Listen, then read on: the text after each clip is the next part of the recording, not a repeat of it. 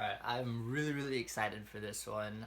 This is one that I've kind of put off for a while just because I really want to be in the right mindset to, embrace it. So this time I'm going to do Fanta Sandia, otherwise known as watermelon in English, and this is from Portugal. So I don't really have any cool like artificial watermelon facts or anything like that.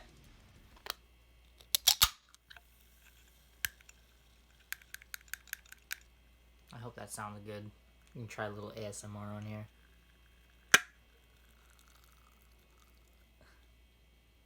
It smells good. Oh man, I'm excited for this. I'm actually a huge fan of artificial watermelon flavor. It's one of my favorites besides like the green apple or cherry. Like I love artificial flavor and grape. I stand for grape artificial flavoring.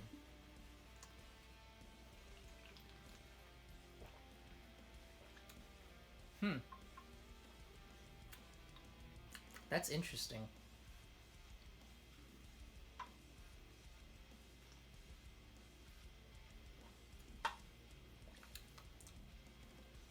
That is very not at all what I thought it was going to taste like.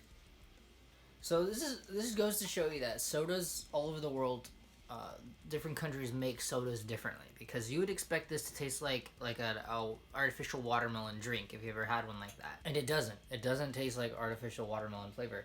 It actually does taste like actual watermelons.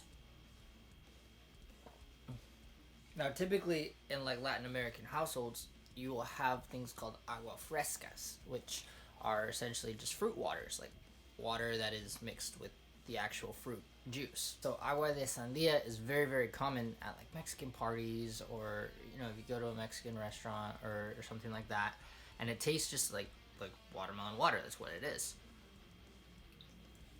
And this tastes a lot like that.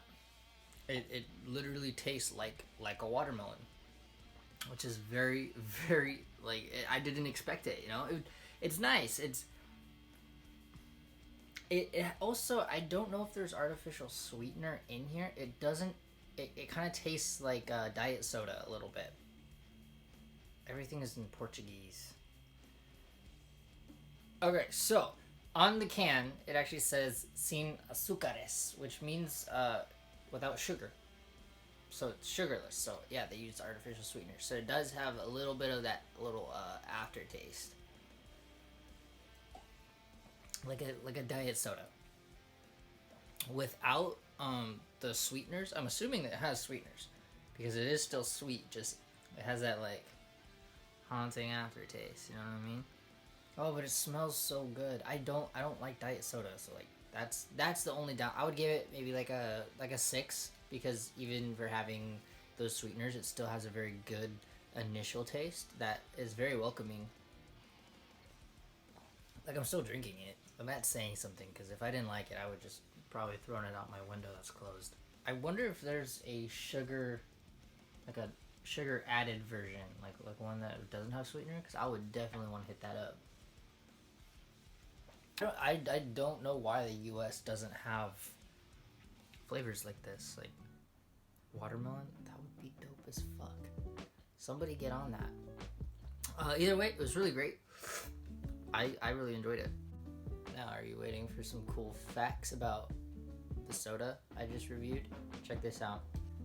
Fanta was actually invented by Nazi scientists. That sounds wild, right? Like, it sounds like this crazy theory. It's actually true.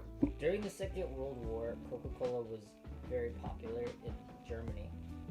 And Coca-Cola kind of turned a blind eye to everything that was going on centered around the World War. Now, keep in mind, the US was not in the World War yet. So a lot of American companies that were in Germany didn't exactly care about what was going on, because it didn't involve us yet. And plus, the Germans were making us a lot of money.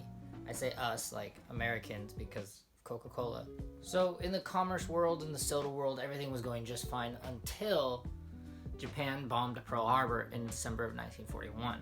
Once the United States entered the Second World War, Coca-Cola said, no more Coke in Germany. You guys are our enemies now.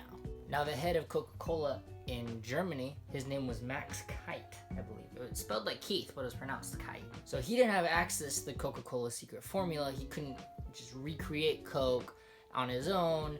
America cut him off. It was kind of like America's product now. And, you know, Coca-Cola still existed, but it wasn't being shipped into Germany anymore. So Coca-Cola Germany was going under, right?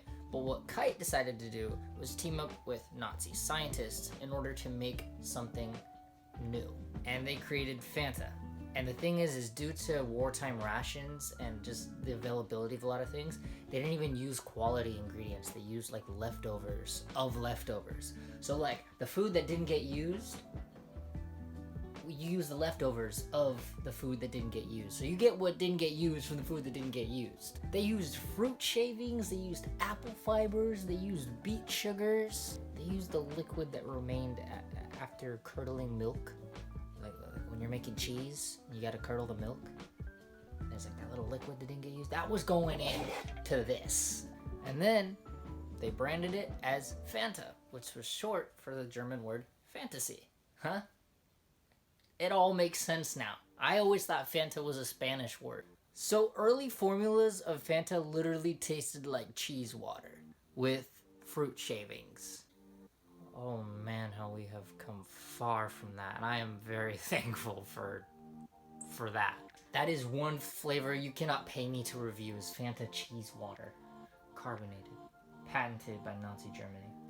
So, how did Fanta get from cheese water to a beloved worldwide drink? Keep in mind that Kite didn't necessarily want to work with the Nazis, but Nazis were completely ruling over Germany entirely, you know? So there was no other alternative. You either worked with the Nazis or you went against the Nazis. And living in Nazi Germany, going against the Nazis is something you probably didn't want to do.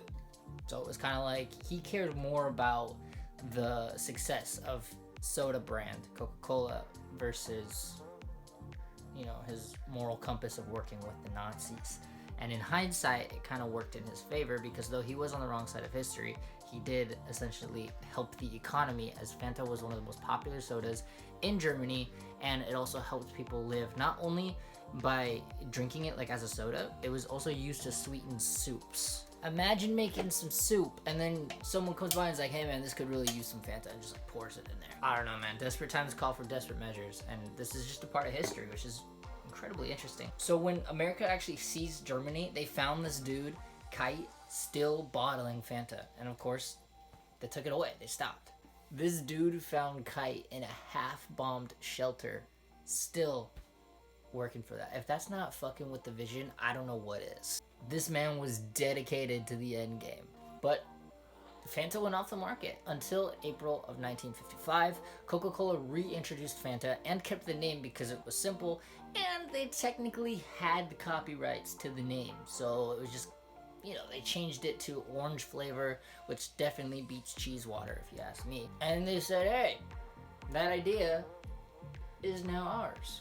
And now we have Fanta, which that's just an interesting, that I'm mind blown by that. Like, there was a whole soda sub-arc going on during World War II, and you know, I feel like that's something that not a lot of people know about. So I hope you enjoyed it. Definitely head over to dankdrinks.net. They're not paying me to tell you that. I just want you guys to experience this. Check it out. Tell me if you like it. If you don't like it, let me know if you found a soda that you just really got hooked on from another country. Because, yo, these guys are the plug. And huge shout out to you guys, for real. Enjoy the rest of your day or night or whenever you decide to watch this.